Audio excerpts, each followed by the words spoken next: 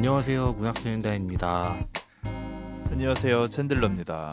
안녕하세요. 수진입니다. 네, 벌써 저희가 3분의 1 지점에 도착을 했습니다. 오늘 문학소년단 시즌 8 10화고요.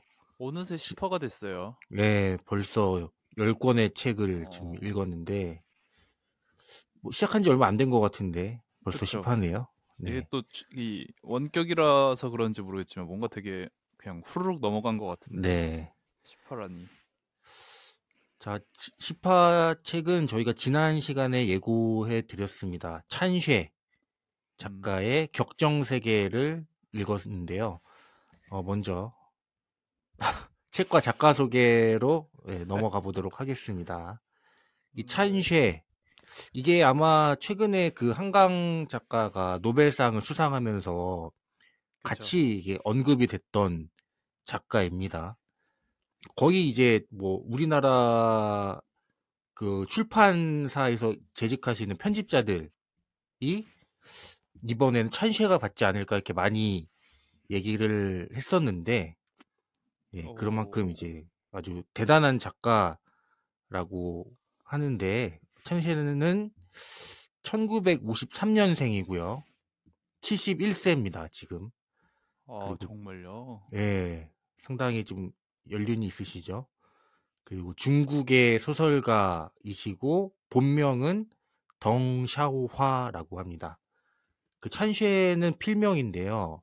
그 한자로는 잔설, 그러니까 이게 남아있다는 거죠. 녹지 않고 남아있는 더러운 눈, 그리고 또 저희 그 무슨 산이죠, 일본의 후지산 뭐 이런 데 보면은 항상 그 만년설 같은 게 그쵸. 있잖아요. 그런데도 이제 눈이 항상 남아 있는데, 그런 높은 산 꼭대기에 있는 순수한 눈이라는 뜻이라고 합니다. 그러니까 되게 이중적인 이름인 거죠. 음, 1957년 지역 신문사에서 근무하던 아버지가 극우주의자로 몰려서 노동교화소로 끌려간 후 할머니 밑에서 어린 시절을 보냈다고 합니다. 그래서 이제 문화대혁명으로 초등학교까지만 졸업했으나 이제 문학과 철학을 독학했다고 해요. 그래서 이제 글쓰기를 그때부터 시작을 했고, 1985년 단편소설 더러운 물 위에 비눗방울을 발표하며 작가로 데뷔를 하게 됐습니다. 단테, 보르헤스, 카프카 등의 작품과 중국의 전통 무속신앙의 영향을 받아서 동서양이 결합된 되게 독특한 문학 세계를 구축해낸 작가라고 합니다. 아까 뭐 카프카 얘기를 했는데, 그래서 중국의 카프카라고 불립니다. 음, 그 수전 손택이라는 아주 유명한 그 미국 작가가 이렇게 얘기를 했어요. 중국의 노벨상 수상의 유일한 가능성이 있다면 그는 바로 찬쉐다. 그만큼 이제 찬쉐는 항상 하루키처럼 이번에 노벨상을 탈까? 노벨문학상을 탈까? 이렇게 자주 언급이 되는 작가고, 전 세계적으로는 카프카의 비견들, 그리고 또 가장 독창적인, 뭐 가장 혁신적인 음. 새로운 세계의 거장, 뭐 이런 찬사를 받고 있는 작가입니다. 그리고 오늘 저희가 읽은 책은 그 찬쉐의 작품 중에 격정세계라는 작품입니다. 2022년에 출간이 된 찬쉐의 최근작이고요. 상상과 현실이 기묘하게 교차하는 가상의 도시, 멍청. 이름이 멍청, 그죠? 저 멍청이 할 때 그 멍청에서 활동하는 북클럽 사람들을 중심으로 글쓰기와 읽기, 어떤 사랑의 격정을 그려낸 소설입니다. 이게 중국어로 읽었을 때 멍청이 그렇게 이상한 말은 아닐 텐데, 하필 이제 그쵸. 한국어로 멍청시. 이제, 예, 딱 멍청이 돼가지고, 이게 무슨 꽃목자를 쓰더라고요. 예, 몽 어쩌군 것 예, 같아요. 몽청, 뭐 이런 느낌인 것 예. 같아요. 이 책은 3부로 구성되어 있습니다. 1부에는 샤오샹과 친구들, 부모, 그리고 2부에서는 한마와 페이, 이 아저씨와 샤오마, 한마와 샤오웨의 이야기. 3부에서는 헤이스와 차오찌와 리아이 이렇게 되어 있습니다. 이 방금 말씀드린 사람들이 이 책에 나오는 이제 등장 인물들인데요. 등장인물들을 좀 소개해 드리겠습니다. 샤오샹이라는 거의 메인 캐릭터죠. 대형 쇼핑몰에서 일하면서 남는 시간에 책을 읽고 토론을 하는 사람입니다. 동료들과 진행하는 그 쇼핑몰이죠. 쇼핑몰 동료들과 진행하는 독서 토론 모임의 리더이자 동료들의 책 선생으로 전폭적인 지지와 신뢰를 받고 있습니다. 그러니까 책을 엄청 좋아하는 샤오샹입니다. 그리고 이 아저씨가 나오는데 이 샤오샹의 멘토고 한 50대 남성으로 추정되어 독서의 고인물. 그러니까 샤오샹이 이제 독서계의 스승으로 모시는 분. 그리고 샤오마가 나오는데 샤오마는 샤오샹의 쇼핑몰 직장 동료 후배입니다. 그리고 회사 북클럽의 절친이기도 하죠. 그리고 헤이스가 나오는데 헤이스는 샤오샹의 동창입니다. 대학 동창이고 아까 말씀드린 그 비둘기 북클럽의 창립 멤버입니다. 그리고 나중에 진짜 지난한 과정을 거쳐서 샤오샹과의 연애가 이루어집니다.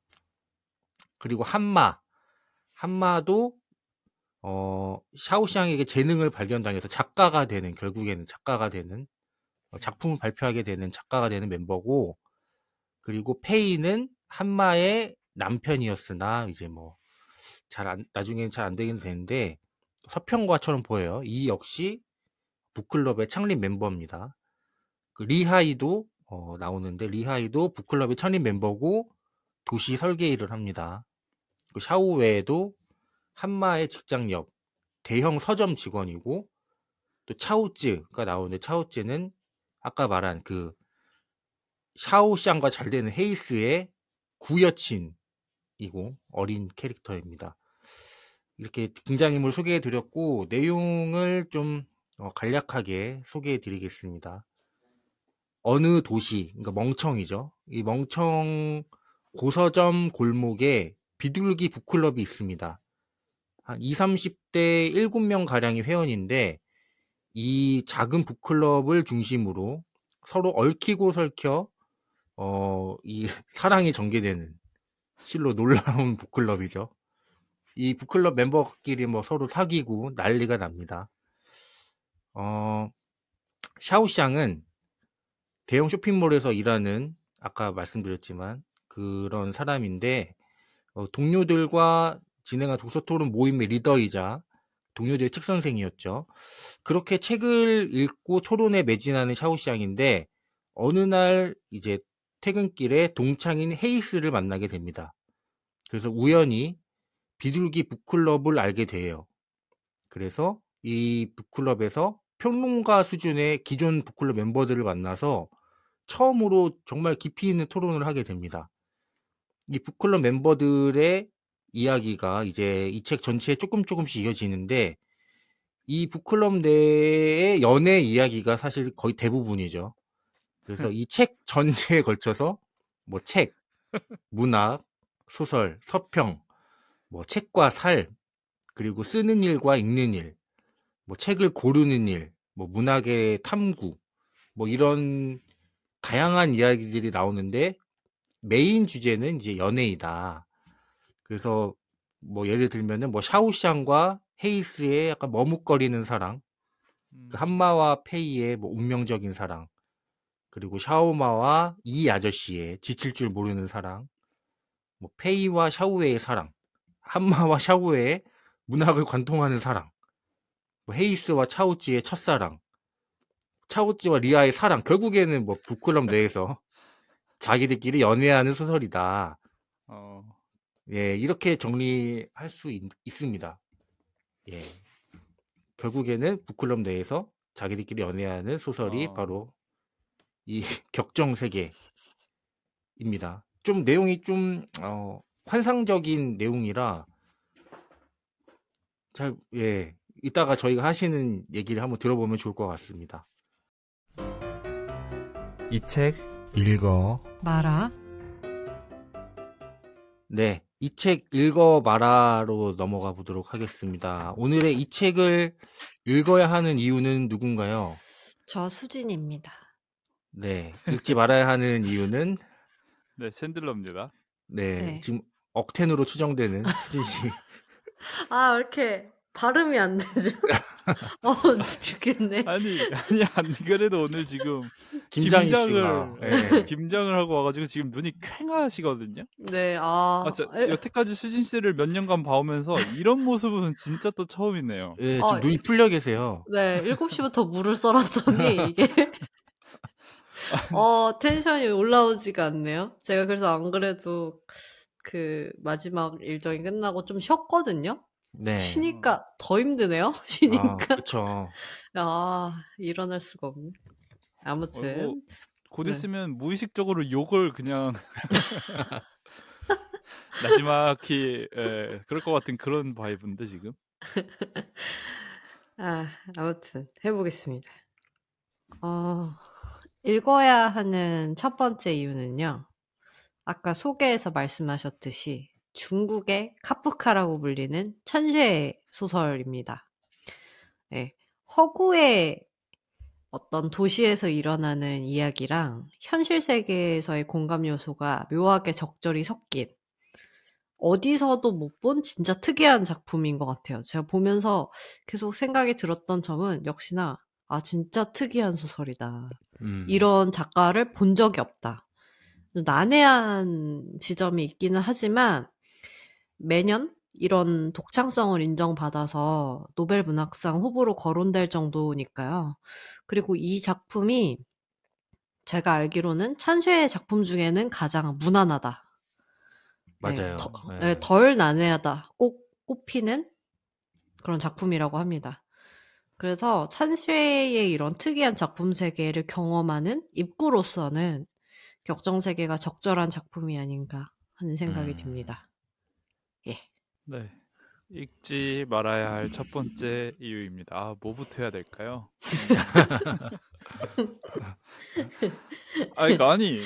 아니 분명 그 와중에 난해하긴 한데 사실 이것이 어떤 상상과 허구 이런 것들을 굳이 신경 쓰지 않는다면 그냥 진짜로 로맨스형이 얘기해준 것처럼 북클럽 하다가 연애하는 그냥 책에 대한 예찬으로도 볼 수 있는 그냥 아름다운 우리들 사는 이야기 누군가에겐 시트콤처럼 다가갈 수 있는 그런 이야기인데 그게 600페이지니까 이게 되게 당황스럽더라고요.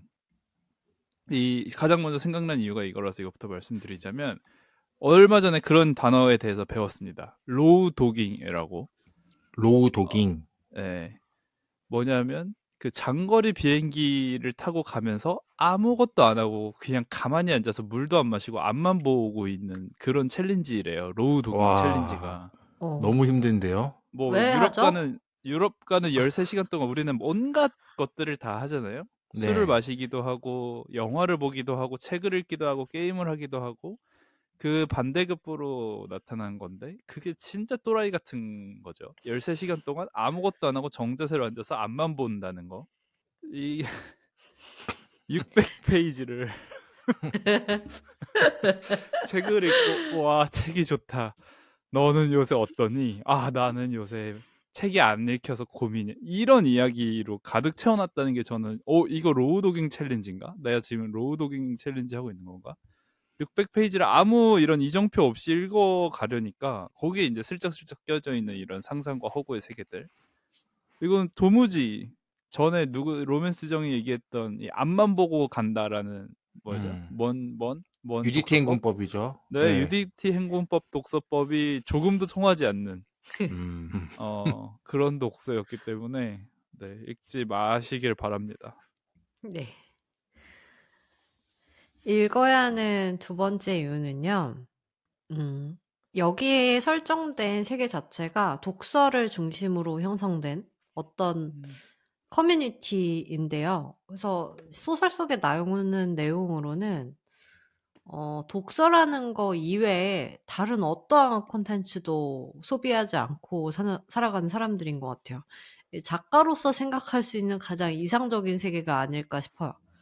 다 모두 다 잠재적으로 훌륭한 작가라든지 평론가가 되기를 원하고 독서를 하면서 행복감을 느끼고 더 좋은 사람이 되려고 하고 다른 사람을 판단하는 기준 자체도 얼마나 문학적인 소양이 깊은가 이렇게 흘러가는 작품이라서 독서를 하는데 독서를 하는 커뮤니티의 내용이다. 뭐랄까요? 이거는 약간 메비우스의 어, 띠처럼 어, 네, 그래서 진짜 독서 생각만 하는 독서를 할 수 있다. 독서를 아, 위한 독서 같은 특이한 경험인 것 같아요. 아니, 네, 읽다 그래서 보면 내가 이 독서 클럽 일원인가? 라는 생각도 그러니까요. 들어요. 예. 혼란스러워지면서 뭐지? 그래서 그런 이상적인 세계 안에 빠졌다가 나오기에 음, 신선함을 느낄 수 있습니다. 예. 두 번째 이유였습니다. 네, 읽지 말아야 할 아니, 두 번째 이유입니다. 방금 이 독서 클럽 하는 내용에 푹 빠질 수 있다라고 얘기를 드렸는데, 저는 푹 빠지지 못했어요. 왜냐하면, 뭐랄까? 아니, 내가 이상한가? 내가 너무 사회에 찌들었나 싶을 정도, 저도 이렇게 독서 모임을 하면서 얼마나 고양되는 감정을 받고 여러분과 함께 하면서 훈훈하고, 난 정말 잘하고 있어. 게다가 이게 또 기록으로 남으니까 또 얼마나 뿌듯하고 저 나름의 어떤 자선 같겠습니까? 근데도 불구하고 이입을 못했던 건 마치 뭐 같은 컨셉 혹은 같은 주제 소재라고 할지라도 그런 것 한번 느껴보셨는지 모르겠지만 어쩌다가 보는 어린이 만화 영화 같은 느낌? 거기 음. 보면 그들의 어떤 대화 문법이랄까 감정선이 저랑 되게 나도 저럴 때가 있긴 했었는데라고 생각이 들면서 되게 좀 이질적인 건 뭐냐면 여기서도 책 한 권을 읽고 얘기를 나누는데 제가 봤을 때 별 얘기 안 했거든요. 근데 막 너무 찬사를 내뱉는데 그 찬사가 너무 오글거리고 이게 음. 뭐지? 나만 지금 음, 왕따 당하고 있는 건가? 아니 그럴 거면 정말로 책을 XXXX 뭐 이런 식으로 해둘 게 아니라 어떤 책 혹은 중국의 고전을 갖다 놔서 그렇죠. 정말 공감될 만한 이야기를 하든가 전혀 뭐 표시도 안 해주는 어떤 책을 가지고 독서 모임에서 자기들끼리 읽었고 뭐 혼자 지들끼리 별 호들갑은 다 떱니다. 한번 뭐 수진 씨 말해주시겠어요? 그러면 수진 씨가 너무 부끄러워요. 저는 잘 말 못할 것 같아요. 막 이러다가 그래도 한번 말해주십시오. 이랬는데 수진 씨가 말하면 저랑 로맨스정이 갑자기 박수 치면서 일어나가지고 환호를 하고 어머 너무 멋져요. 저는 언제쯤 그런 독서를 할 수 있을까요? 음, 이런 일련의 것들이 나는 책을 좋아하고 책을 좋아하는 사람들의 이야기를 좋아하지만 이거에는 전혀 이게 몰입이랄까 공감이 안 되더라고요. 음. 네. 음, 그런 맞아요. 이유로 읽지 마셨으면 좋겠습니다. 네. 읽어야 하는 세 번째 이유입니다. 그런 특이한 설정의 허구의 이야기이지만 뒤로 가면은 되게 생활 밀착형 공감 요소가 좀 있습니다. 어떤 거냐면 뭐 예를 들어서 서로 좋아하면서 막 서로 좋은 사람 소개해 주고 싶다고 오지게 간만 보는 젊은 남녀 이야기부터 예. 사이가 안 좋은 어쩐지 괴팍해진 고향의 늙은 부모님을 어떻게 부양해야 하는가 고민하는 이야기 등등 나이가 많은데 묘하게 이야기가 잘 통하는 동네 아저씨와의 어떤 케미라든지 어, 예.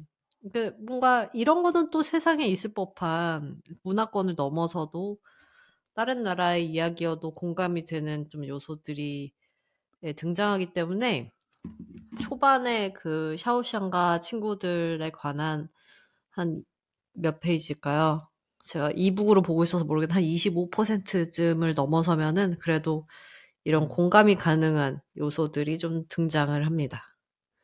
예, 읽어야 하는 세 번째 이유였습니다. 네, 읽지 말아야 하는 마지막 이유입니다. 아무래도 일상생활과 독서 그리고 우정, 사랑 이것에 대한 책일 텐데 이 정확한 상이호한 책이 하나 있습니다. 건지 감자 껍질 파이 북클럽이라고. 네. 음. 훨씬 짧고 훨씬 공감이 갈 만한 이야기. 예. 그냥 그걸 한 편 읽는 것이 여러모로 시간 절약일 수 있다라는 마지막 이유 들면서 읽어봐라는 마무리하면 될 것 같고요. 로맨스정은 어떻게 읽었나요? 네. 문학소년단 사상 가장 읽기 힘들었던 책. 이 시즌 8을 겪어오면서 저희가 뭐 드랍을 한 책은 있어도 읽다가 이렇게 네. 완주를 했는데 이렇게까지 힘들 수가 없었던 책이 예, 정말 대단한 책이었습니다. 근데 어떻게까지 이렇게 안 읽힐 수가 있지? 그쵸. 이게 절대 난해서가 아니라 내가 받아들이기 어려운 작법인가? 왜냐면은 찬쉐가 그렇게 추앙받는 음, 작가인데 그리고 아까 순희 씨가 말씀하셨지만 이게 난해하기로 유명한 전작들과 달리 이 격정세계라는 작품이 찬쉐의 작품 중에 가장 상대적으로 읽기 쉬운 작품이라고 하거든요. 근데 저는 이 격정적인 졸음을 부르는 격정적인 잠을 부르는 마법의 책이다. 이 책은 정말 그 최고의 졸음 유도제가 아닌가. 저 이 책만 읽으면 숙면을 그렇게 했어요.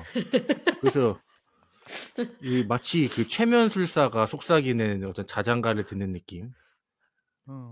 어, 특히나 뭐 1부에서는 진짜 밀당 서로 삽질만 거의 뭐 250페이지 가까이 하고 있는 샤오샹과 헤이스를 보면서 속이 터졌고 2부에서는 또 한마와 샤오웨이가 또 그러고 있어요. 그러면 또 지치는 아, 기분이 들고 3부에서 또 반복. 어쩌면 이게 뭐 책 좋아하는 사람들이잖아요. 이 사람들은 좀 연애에 서툴다. 너무 순수하다. 뭐 이런 거를 비유하기 위한 건가? 음, 싶기도 했고요. 좀 바보처럼 나오거나 혹은 그러니까요. 유아틱하게 나와요. 너무 그쵸. 뭔가. 예, 이상하게 좀 그렇게 묘사가 되더라고요. 그리고 또 소설 전체를 관통하는 큰 사건이 없어요. 그러니까 줄기가 없으니까 음, 이게 진도가 안 나가는 거죠. 그나마의 사건이라고 하면은 인물들 간의 감정과 어떤 연애 전선 사이에서 일어나는 고민들 뭐 이런 건데 그마저도 매우 너무너무 답답하게 풀려나가고 또 이게 상대의 대사를 자꾸 반복해줘요. 그리고 또 똑같은 사건을 또 계속 언급해요. 이런 전개 방식도 상당히 답답했다. 그리고 이게 말투가 좀 고전적이잖아요. 맞아요. 그래서 이게 약간 말로 풀어내는 게 아니라 되게 문자의 대화로 느껴졌달까요, 저는? 이거는 이제 어쨌든 번역에 한번 과정이 있었으니까 뭐 그런 건가 싶기도 하고요. 특히나 제가 뭐 챈들러 씨랑 이 격정 세계를 걱정을 하면서 얘기를 한 게 이 샤오샹을 보면서 거의 정신병자인가? 뭐 이 생각이 들었거든요. 그러니까 막 되게 혼잣말을 중얼거리면서 왔다 갔다 하면서 이게 나머지 인물들도 다 그래요. 그리고 모두 다 오바스럽고 말하는 게 막 약간 뭐 무슨 말만 할 때마다 느낌표를 찍어요. 그리고 뭐 조증인지 조울증인지 감정 기복도 너무 심하고 뭐 ADHD 같고 그래서 저는 주성치가 멜로 영화 찍으면 이렇게 찍을 것 같다. 물론 주성치가 찍으면 이것보단 재밌겠죠. 그리고 찬시에는 이 작품을 통해서 뭔가 메시지를 전달을 하려 했을 거예요. 그게 바로 이제 문학에 대한 예찬이나 뭐 문학이 세상을 구원할 거다 뭐 이런 얘기 같은데 근데 그건 너무 잘 알겠는데 정작 그래서 더 나은 어떤 무언가를 말하고 싶은 건지는 저는 감을 잡지 못했습니다. 그럼에도 이제 뭐 칭찬을 하자면은 작가의 문체와 또 섬세한 심리 묘사 그리고 뭐 어떤 음, 풍경을 그려내는 방식 이런 묘사들은 인상적이었어요. 특히나 뭐 감탄을 자아내는 문장도 분명히 있었습니다. 근데 이제 뭐 거의 그런 거 빼고는 남는 게 거의 없었다. 다시 돌아가서 제가 뭐 지난 한강 작가 작품 읽을 때도 얘기했던 것 같은데 내가 부족한 건 아닐까? 내가 이 소설을 이해하는데 어떤 특별한 뭐 문학적 감수성이나 지식이나 배경이 필요했던 건 아닐까? 뭐 이렇게 좀 묻게 음, 되더라고요. 스스로에게. 무튼 그만큼 좀 읽기 힘들었던 작품이었고 꼭 잠이 안 온다면은 약을 먹을 게 아니라 찬시의 격정세계를 읽어라. 이렇게 제 감상평을 마무리하겠습니다. 고생하셨습니다. 네. 아니 네. 이걸 중간에 이게 비하인드 스토리를 말씀을 드리자면 중간에 이거를 하차를 하자고 이제 말씀을 꺼내셨어요, 두 분께서. 그렇죠. 할까 근데, 말까. 예. 네, 근데 이거를 이제 이 문제작을 추천한 게 바로 접니다. 근데 제가 그때 한 몇 프로쯤, 한 20%쯤 읽고 있을 때인데 묘하게 오기가 생기는 거예요. 그래서 네가 이기나 내가 이기나 해보자. 네, 이거 끝까지 간다. 간다 이거. 간다. 가다 보면 뭔가 변할 거야. 그래, 뭔가 얘기가 나오겠지. 그 문제작인 XXX 그 소설을 설명을 해주겠지. 그런 마음을 가지고 뭔가 그 알맹이를 잡고 따라갈 만한 게 생길 거라고 계속 생각으로 버텼거든요. 없습니다. 맞아요. 그래서 두 분이 탈출을 못하도록 제가 막았어요. 천하의 나쁜 사람입니다, 제가. 그래서 그 노르망디 해변에 상륙하라 네. 뭐 명령하는 그런 지휘관 아닙니까? 예. 네. 저렇게 총알이 많이 쏟아지는데요. 어떡해요? 내려야 돼요? 내려라. 진격해라. 오로지 단지 본인의 오기 때문에. 그렇죠. 최악의 지휘관 아닙니까? 그렇죠. 아, 죄송합니다. 그래서 제가 정말 혼자 이걸 읽으면서 얼마나 뺨을 때렸는지 내가 얘기해놓고 내가 그만하자 할 수도 없고 이제 와서. 수진 씨는 이어서 어떻게 읽으셨는지. 네, 그래서 제가 가장 문제라고 느꼈던 점은 말씀하신 것처럼 그토록 예찬하는 소설, 그 환상 속의 소설 XXXX에 대한 서술이 전혀 등장하잖아요. 그러니까 찬사만 등장하고 무슨 내용이고 어떤 문장이 그렇게 훌륭했고 그 작가가 무슨 작가여서 뭐 다른 사람들도 어떻게 평가하는지에 대한 자세한 서술 없이 진짜 그 뭐랄까요, 동동 이야기가 떠가는 그게 진짜 가장 문제였던 것 같고, 그 챈들러님 말씀하신 것처럼 그거에 대한 찬사 자체도 찬사가 그렇게 훌륭한 내용이 아닌데 막 일어서서 박수치고 이러니까 맥락이 전혀 느껴지지 않는 연극을 보는 것 같은 그런 정말 감상이 들었고, 그 뭐랄까 정말 문체 자체가 제가 느끼기에는 빡빡하다고 느껴졌어요. 빡빡하다고. 그 잘 나가지도 않는데 엄청 양이 많아서 그 찡창하신 내용 중에 심리 묘사라든지 어떤 그런 것들이 훌륭했다. 근데 제가 느끼기에는 이렇게 말을 많이 했는데 심리 묘사가 안 되면 그거 나름대로 문제가 있는 거라고 생각합니다. 그렇죠. 네. 그래서 말을 그렇게 많이 했는데 묘사가 안 되기가 쉽지 않다. 예, 그렇고 근데 뭐랄까요, 그거 자체는 제가 말씀드렸던 그 읽지 말아야 하는 이유 중에서 하나로 꼽았던 소재가 독특하다는 점 자체는 신선하게 진짜 다가오기는 했던 것 같아요. 그 커뮤니티 이야기가 어떤 작가로서 상상하는 정말 이상적인 세계가 아닐까. 그렇죠. 모든 사람들이 독서와 작법에 대해서 관심 있고 이 소설이라는 작품에 기대어서 실제 본인의 삶에 적용시켜서 나아가고자 하는 그런 커뮤니티 자체. 정말 이상적인 세계라고 생각해서 왜 이런 걸 상상했는지는 공감이 됐던 것 같아요. 이게 답니다. 네. 그다음 챈들러 씨는요? 네. 저는 진짜 그야말로 아까도 저는 그 읽지 말아야 하는 이유 3가지를 그대로 아마 계속 동어반복하게 될 것 같은데, 읽으면서 가장 많이 들었던 생각은 이거 읽느니 건지 감자 껍질 파이 북클럽을 읽지 뭐하러 이걸 읽는담, 너무 완벽하게 하위호환인걸 이라는 생각을 하면서 그런 게 진짜 고통스럽거든요. 그 배를 타면은 그 시정이라고 합니다. 시정. 얼마나 멀리 보이는지 내 시야의 정도라는 건지 모르겠는데 오늘 시정이 좋다 하면 그냥 그러니까 맑은 날, 우리가 보통 일상생활에서 말하는 맑은 날은 하늘이 깨끗한 이런 느낌이잖아요. 구름이 없는. 근데 시정이라는 개념은 구름이 잔뜩 껴있어도 왜 그런 날 있죠. 진짜 멀리까지 보이는 날. 있죠, 공기가 있죠. 깨끗한 느낌? 네, 하늘이 네. 깨끗하다라는 느낌보다도. 그러면 안 그래도 바다에서, 서해 바다에서는 정말 뭐가 없잖아요. 가끔 가다 있는 섬 같은 것들.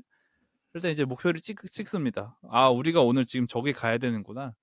뭐 배의 속도, 내가 지금 배의 속도를 얼마나 내고 있는지 안 내고 있는지 주변에 딱히 뭐 같이 달리거나 가로수 같은 게 없기 때문에 속도도 체감이 잘 안 되는 와중에 한참을 가는데 시정이 좋으면 그것이 되게 사람을 고문하는 거거든요. 저 목표가 계속 저기 있어. 조금 더 가까워지는 것이 보이지가 않아. 왜냐하면 너무 멀리 있는 것이니까. 그러면 와, 이걸 진짜 언제 가지? 라는 막막함에 되게 좌절을 하게 되더라고요, 사람이. 그런 감정을 책을 읽으면서 오랜만에 느꼈습니다. 이게 아무리 UDT 행군법을 하려고 해도 저는 이거를 이북으로 안 읽다 보니까 제 손에 들려있는 이 무게, 이 600페이지, 670페이지라는 이 볼륨이 있잖아요. 그쵸. 이게 지금 뻔히 느껴지는데 계속 이런 이야기를 할 거라고? 정말? 에이, 아니겠지. 계속 이러는데? 2장은 아니겠지. 그게 너무 고통스러웠어요, 읽으면서. 그래서 로우도깅이라는 아까 그 얘기도 생각이 난 건 뭐냐면, 우리가 언제 읽게 될지는 모르겠습니다만 광인이란 책 있잖아요. 네. 그 책도 600페이지가 넘고 제가 로맨스 정한테 그랬었죠. 이거 진짜 길긴 하다. 근데 너무 재밌다. 근데 너무 길다. 근데 너무 재밌다. 이게 계속 상충된다고.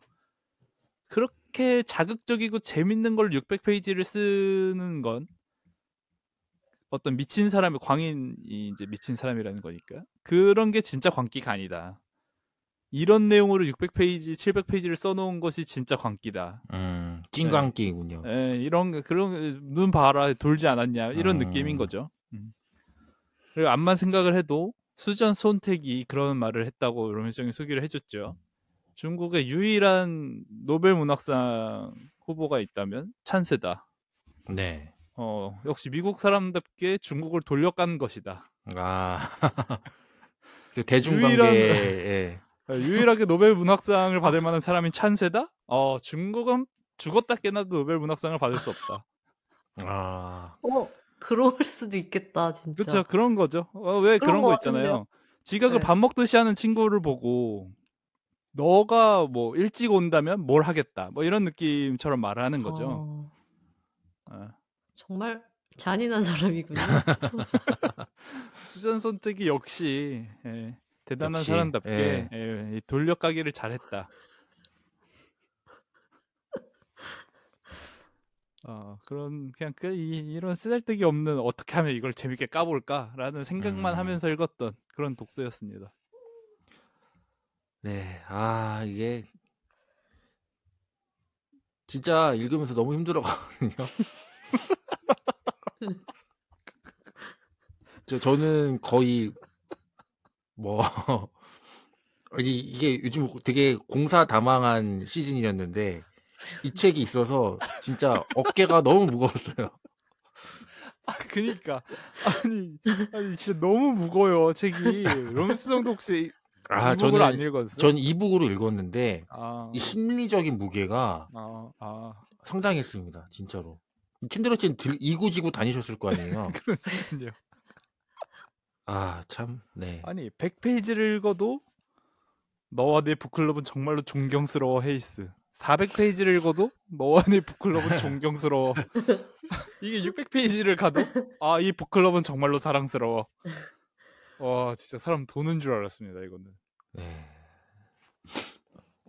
그런 느낌인 것 같아요.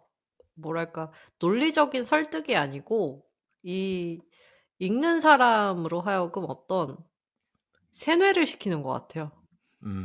네. 왜 훌륭한지에 대해서를 논리적으로 납득시키지 않고 계속 훌륭하다고 하는 애들의 말들을 여러 개를 모아놓는 방식으로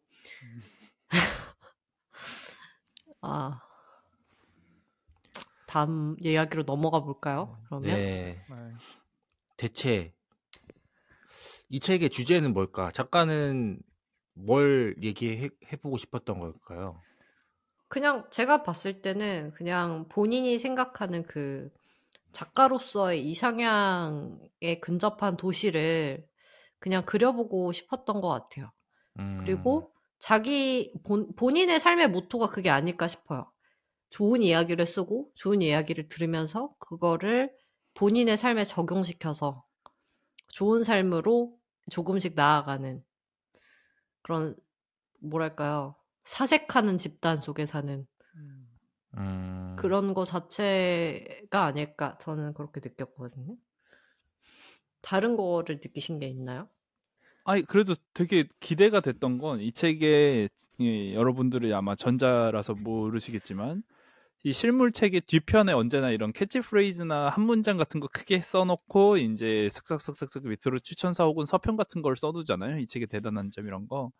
그 따온 문장 중 하나가 이거예요. 넌 책을 보고 있었고 난 널 보고 있었어. 넌 나의 청춘이라고 생각했지. 이 참 너무 좋은 문장이잖아요. 아니 세상에 하다못해 언시생들 모아두고 이 한 문장을 줄게 장문을 써봐라 라 그러면은 너무 매력적인 이야기들이 많이 나올 것 같거든요. 독서에 관해서. 근데 이거를 어쩜 이렇게 길게 아니 뭐 이게 그렇게 길지 않았다면 전 이렇게까지 까고 싶은 마음은 없으나 어떻게 이렇게 600페이지를 채워놨지? 700페이지죠. 이렇게 700페이지를 채워놨지가 전 너무 놀라운 부분이고 네. 어 이게 실제로 중국에서도 좀 논란이 있다고 하더라고요. 중국의 독자들조차 되게 싫어하는 독자들이 꽤나 있대요. 이걸요? 네, 예, 예. 아, 여기 있다.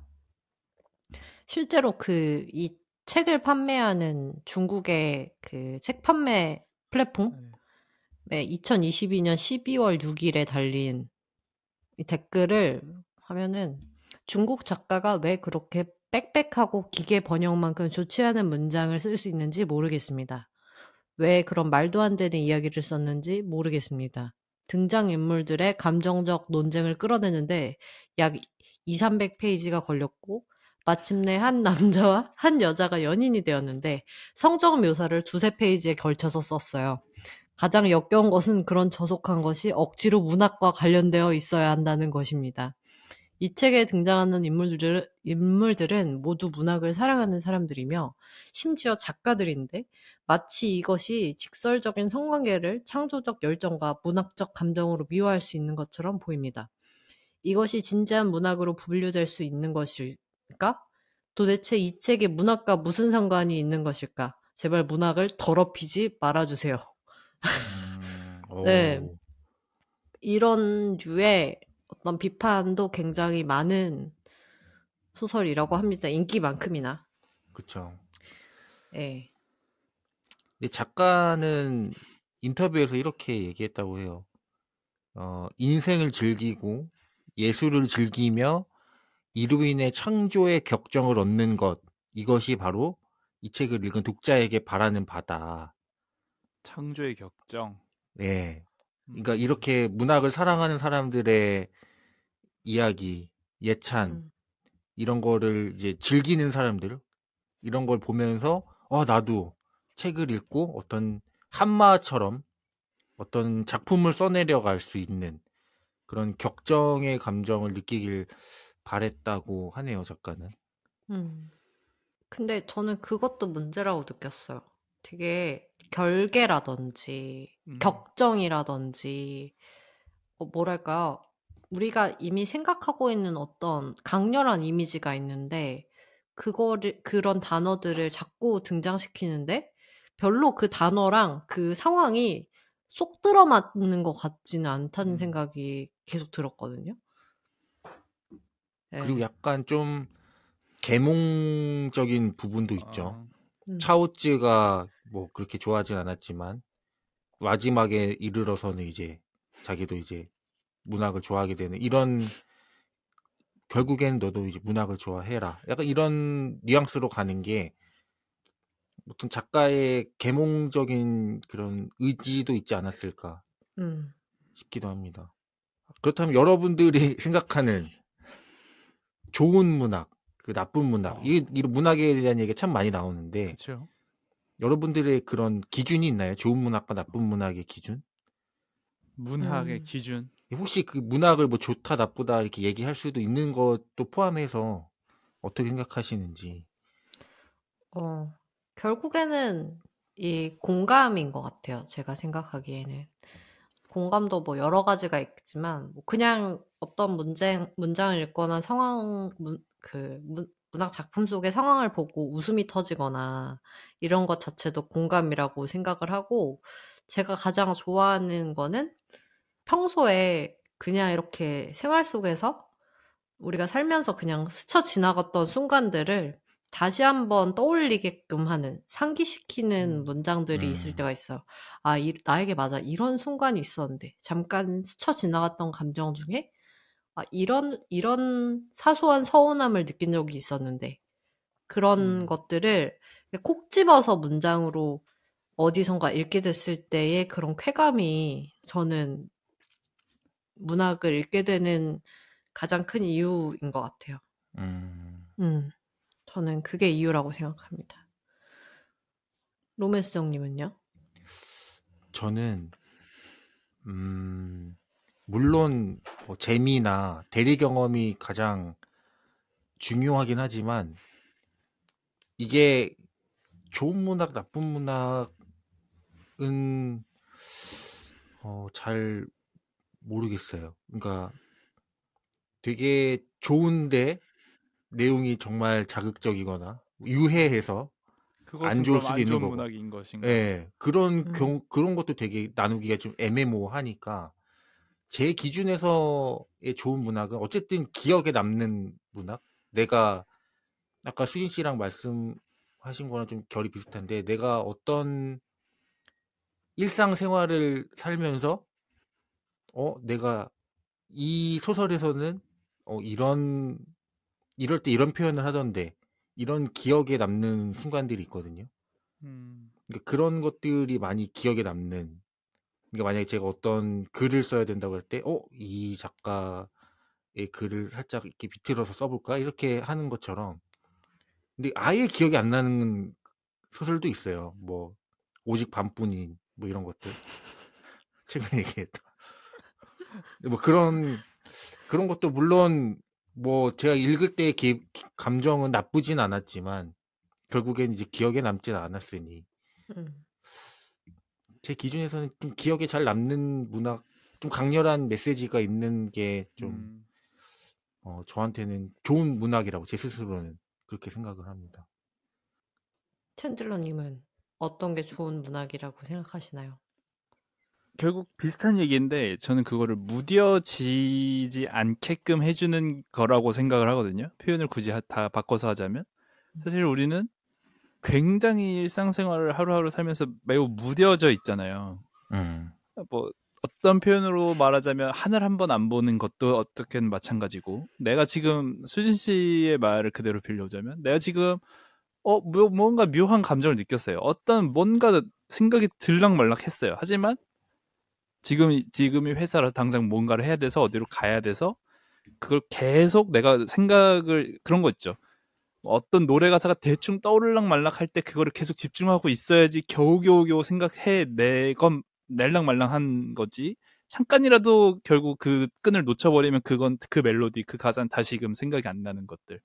그런 식으로 사람은 살면서 나의 주변 환경, 사람들에게 끊임없이 그런 자극들을 받는데 그것에 우리는 많이 무뎌져 있어가지고 그것이 그런 것들을 어떤 임팩트를 주지 못하는데 책들은 그런 임팩트를 준다는 거죠. 그 요만한 그것을 이런 걸로 표현해. 너의 감정, 그때 네가 느꼈던 요만한 그 실타래 같은 감정은 사실 이런 거였어 하고 확대해서 내가 더 뭐랄까 생생하게 그것을 느끼는 것처럼 해준다는 거죠. 안 무뎌지게끔. 그것이 어떤 문학의 역할이라고 생각을 하고, 그래서 우리가 그래 이런 표현이 있지, 와 대박, 내가 이런 걸 딱 느꼈던 그건데 어쩜 이렇게 딱 한 문장으로 깔끔하게 해냈을까. 그랬을 때 우리가 이제 포스트잇을 꽂고 그걸 좋은 문장이라고 계속 기억하게 되는 것 같은데, 그런 것이 이제 제가 생각하는 좋은 문학이고, 내가 무뎌져 있었던 부분을 다시금 예, 그렇게 좀 안 무뎌지게 해주는 것. 근데 나쁜 문학은 간혹 가다가 그걸 오히려 무뎌지게 해주는 문학도 있는 것 같아요. 제 생각에는 있다고 생각해야 해요. 물론 그 책의 문제는 아니고 그렇기 때문에 그냥 단적으로 이 책은 안 좋은 문학입니다 라고 말할 수 있는 건 아니고 나에게 있어서 그 책은 안 좋은 문학입니다 라고 얘기를 할 수밖에 없는 거겠죠. 저는 그쵸. 특히 요새 젊은 한국 작가들 책을 읽을 때 그런 것들을 좀 많이 느꼈어요. 다들 너무 아픈 사람만 계속 전면에 배치를 하거든요. 그것이 어떤 공감이고 어떤 역할이라고 생각을 했겠죠. 근데 계속 그런 걸 읽다 보면 그냥 스스로가 피곤해지고 아, 또 아픈 사람이네. 또 힘든 사람이네.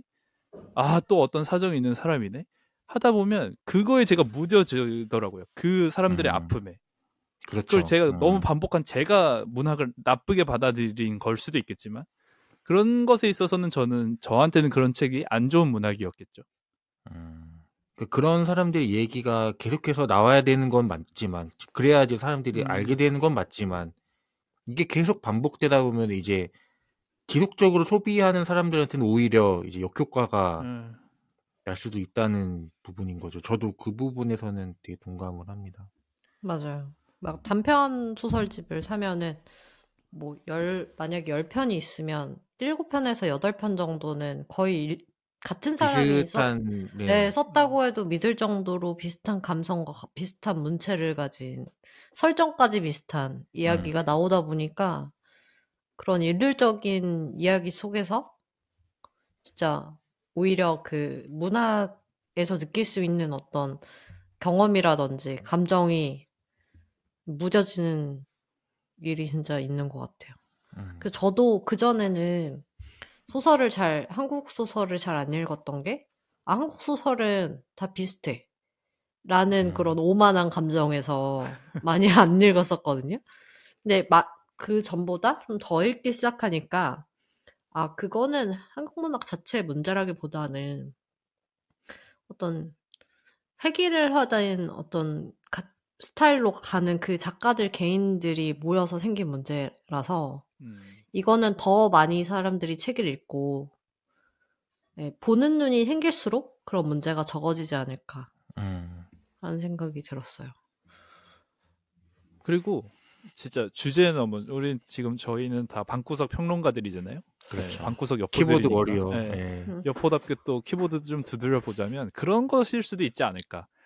여기 이 책에서처럼 이 책의 세계관처럼 정말 사람들이 모두 다 재미를 찾는다면 책으로 가는 세상이라면 책은 얼마든지 내가 제일 잘 파는 게 재미군. 좋아. 어떻게 하면 더 재밌을까를 연구할 텐데 지금 한국 사회에서의 책은 그 자리를 너무 많은 것들에게 내줬잖아요. 그렇죠. 유튜브나 넷플릭스나 각종 쇼츠나 너무 재미로 승부 볼 수 있는 것들은 도파민이 훨씬 더 치솟는 친구들이 많으니까. 그렇기 때문에 뭔가 젊은 작가들이 난 뭐 해보려고 할 때 책을 그러니까 당연히 그들도 독자를 상정을 해야 될 거 아니에요.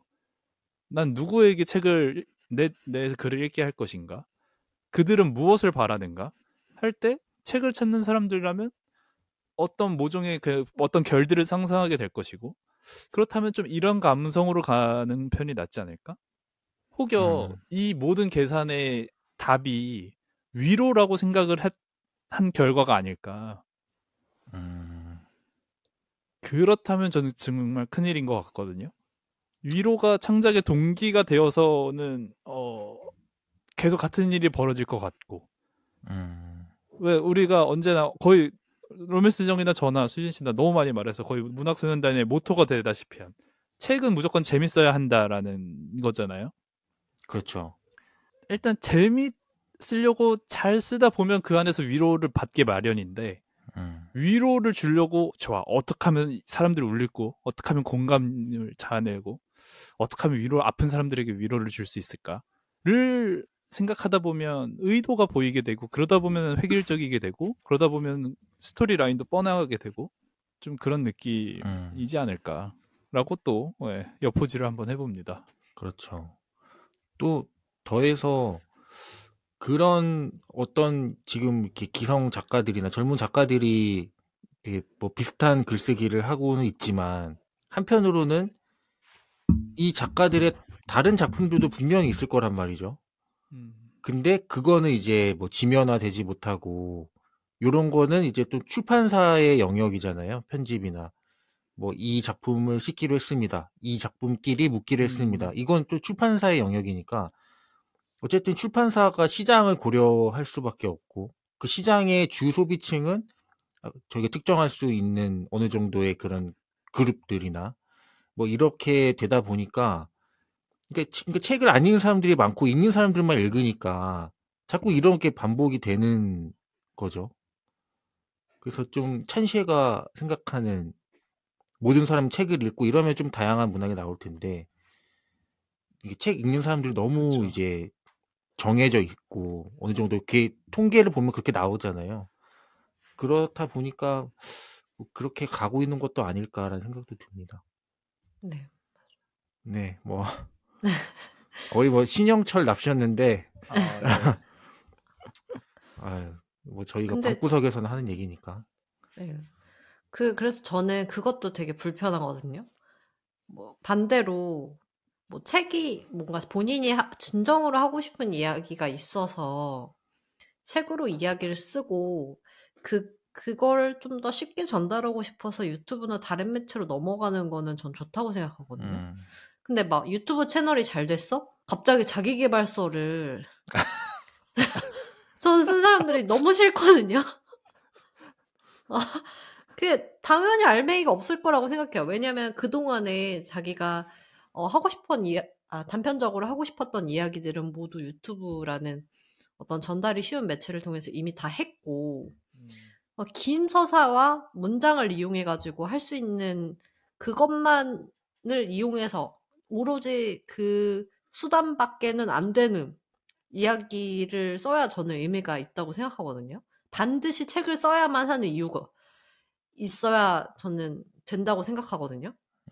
출판 시장이 잘 되지 않더라도 책 하나하나의 무게감을 가져갈 수 있어야 가치가 있다고 생각하는데 자꾸 그런 가치 없는 책들을 그냥 본인의 어떤 스펙이라든지 외적인 평가 요소를 위해서 자꾸 내고 이런 게 저는 보기가 좋아 보이지 않더라고요. 네, 그냥 독자들로 하여금 어떤 걸 선택함에 있어서 괜히 노이즈만 만드는 것 같은 네, 느낌이 듭니다. 그래서 더 좋은 작가님들이 많이 등장하고 하려면 우리가 책을 많이 읽어야 하고 또 그에 앞서서 책을 출판을 함에 있어서 그런 보는 눈, 작품을 보는 눈과 그리고 그냥 대세만 따르지 않는 그런 뭐랄까요? 줏대. 이런 건 책으로 내면 안 됩니다. 하는 줏대가 필요하다고 저는 생각을 요즘에 하고 있어요. 네. 그 서점만 가도 사실 그 어마어마한 책의 양을 보면서 사실 내가 어떤 책을 여기서 이 많은 책 중에 내가 뭐 하나를 골라야 될까 좀 걱정되는 부분도 있잖아요. 맞아요. 근데 분명히 뭐 그 존 윌리엄스 스토너 같은 작품이 뭐 저기 구석탱이에 있다가 이제 발견이 돼서 잘 되는 그런 분명히 좋은 책들도 있는데 사실 그런 책들은 저희가 평생 모르고 지나갈 수도 있는 거고 저희가 읽는 동안 그러다 보니까 수희 씨 말씀하신 것처럼 좀 어느 정도의 책을 낸다는 거에 대한 부담감과 어떤 그런 자기만의 엄격한 기준 같은 게 좀 있었으면 또 좋겠다는 생각도 드네요. 네, 뭐 사실 천시가 바라는 게 이런 대화겠죠. 네. 책은 즐기지 못했지만 네, 뭐 네. 책과 이 문학에 네. 대한 이야기 이렇게 나눠봤습니다. 책 갈피. 네, 이 책을 읽고 가장 인상 깊었던 문장의 책갈피 인상 깊었던 문장을 꼽아보는 책갈피 코너입니다. 먼저 저부터 말씀드릴게요. 로맨스 정입니다. 이북에서 골랐고요. 문학은 바로 이렇듯 겉으로는 별 쓸모가 없어 보이지만 삶에서 큰 충격을 받아 선택에 직면하는 순간 그 근본적인 작용이 이내 드러나고 마는 법이다. 음. 그렇죠. 그 예전에 그 미스터 선샤인 제가 참 좋아하는 드라마인데 거기에서 이제 변요한이 자주 얘기했던 게 어떤 무용한 것에 대한 예찬을 음. 참 많이 했잖아요.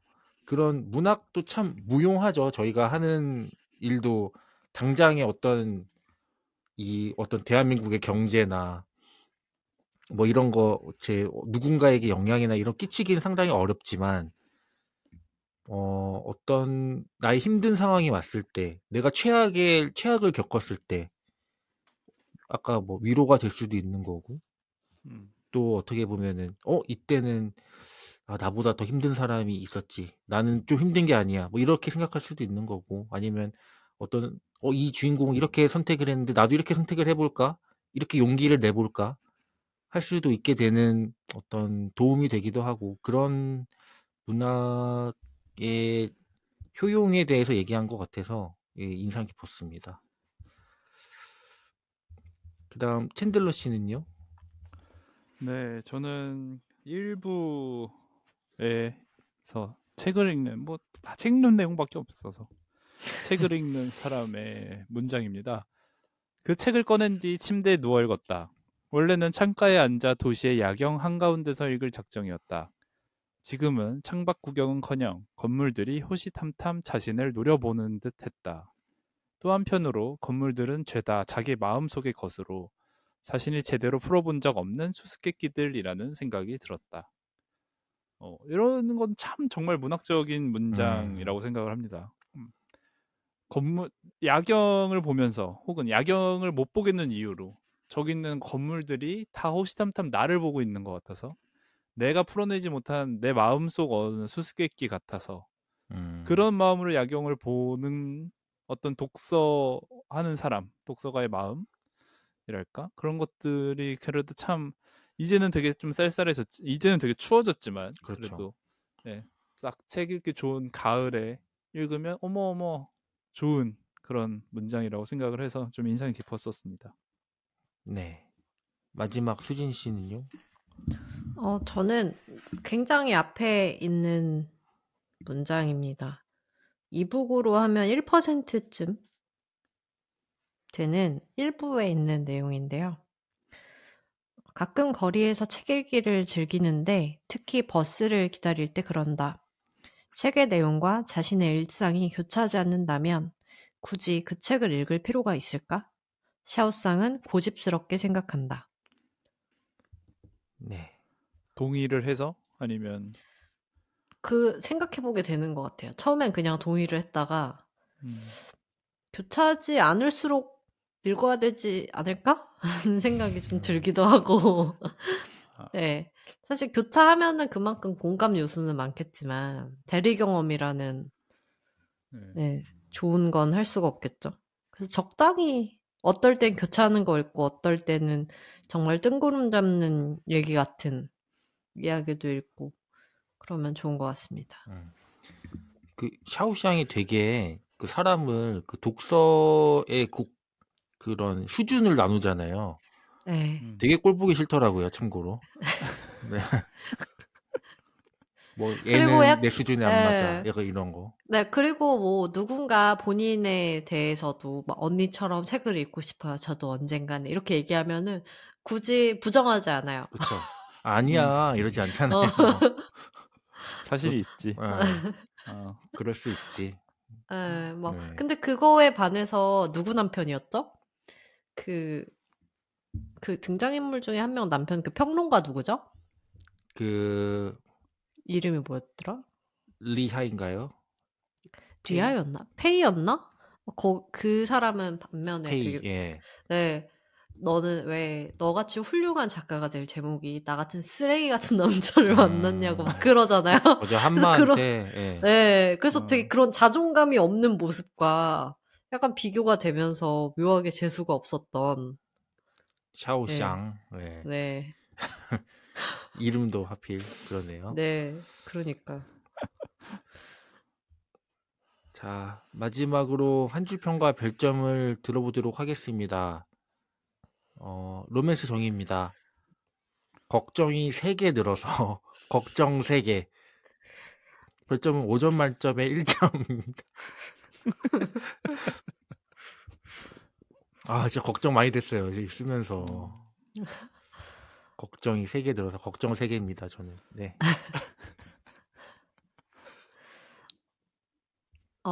저 해보겠습니다. 네.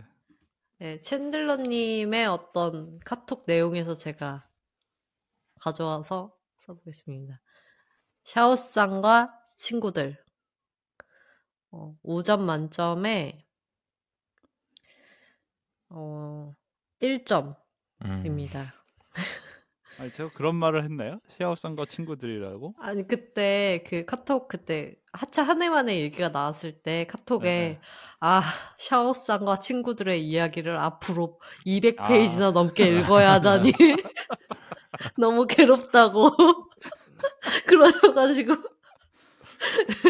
기억에 너무 많이 나서 그래서 그 문장이 계속 생각이 나는 거예요. 읽는 내내. 이놈의 친구들, 샤오쌍과 친구들. 네, 마지막으로 챈들러입니다. 아주 아주 뭐랄까 의미심장한 문장이라서 그녀의 문장을 따왔습니다. 중국의 노벨상 수상의 유일한 가능성이 있다면 그는 바로 찬쇠다. 5점 만점에 1점입니다. 네. 매기는 거죠? 향후 30년간 노벨 문학상을 탈 수 없다. 근데 문득 1점을 주고 나니까 1점씩이나 줘도 되나? 하는 생각이 조금 드는데 0.5 정도로 저는 한번 수정을 해보도록 하겠습니다. 사실 그보다 더 적게 줘도 상관이 없을 것 같아요. 그쵸. 아니 읽는데 들었던 많은 기회비용과 우리의 감정을 생각한다면 0점을 줘도 돼요. 진짜로. 맞아요. 근데 이거를 또 못 빌려가지고 저는 샀으니까. 사셨군요. 저도 샀죠. 이북으로. 네, 이북이어가지고. 이 책이 그 노벨 문학상 후보에 찬슈에 유력했잖아요. 네. 그 은행나무 출판사에서 이 찬시의 작품을 여러 개 지금 판권을 갖고 있어가지고 이제 낸 건데 지금 나가게 됐잖아요. 그렇죠. 네. 그 잔해물이 지금 저희한테 떨어졌고 그게 수진 씨의 눈에 밟혔고 여기까지 오게 된 것 같은데 제가 부족한 다 탓입니다. 네, 제가 걸려들지 말았어야 했는데 제가 정찰대로 한번 나가가지고 얼른 발을 뺐어야 됐는데 후퇴하라. 아니 내려야 되냐고 묻는데도 제가 끝까지 내리라고 했습니다. 충격하라. 네, 총알이 빗발친다고 아우성인데 가라 그랬습니다. 내가 UDT 행군법 쓰라고 했습니다. 정말 죽을 죄를 지었다고 생각을 하고요. 거의 실제 상황이라면 뭐 전범급이 아닌가. 그렇죠. 전쟁 끝나고 이제 재판 받아야죠. 적군보다 더 나쁜. 찬시는 죄가 없어요. 죄가 있습니다. 죄송합니다. 네. 덕분에 이렇게 녹음이 즐겁잖아요. 네. 다행입니다. 어차피 즐겁자고 하는 즐거우신가요? 일인데. 그렇죠. 네, 즐겁다고 했습니다. 눈물이 나네요. 자, 네, 저희 다음 주 책은 마이클 핑클의 책 예술도둑입니다. 이 책이 이동진의 파이아키아 선정 이달의 최고의 책이라고 해요.